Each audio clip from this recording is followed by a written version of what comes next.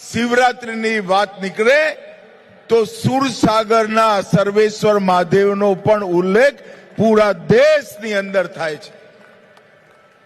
આ વિરાટ પુરુષાર્થ, સામૂહિક સંકલ્પ અને સંતોના આશીર્વાદ એને આ સરોવરને શ્રદ્ધાનું કેન્દ્ર બનાવવાનું કામ કર્યું છે। સફાઈ કરતી વખતે વચ્ચે પ્રતિમાનું સ્થાપન થાય એ પ્રકારની સ્થાન જ્યારે દેખાયું, વડોદરા શહેરે એક સામૂહિક સંકલ્પ બનાવ્યો। સાવલીવાલા સ્વામી અને પૂજ્ય પ્રમુખ સ્વામી આ બંને મહાન સંતોના આશીર્વાદથી આજે આ સંકલ્પ સિદ્ધ થયો છે। આજે દેશભરના કોઈ ગામ એવું નહીં હોય જ્યાં આગળ શિવરાત્રીનો ઉત્સવ નહીં ઉજવાતો હોય।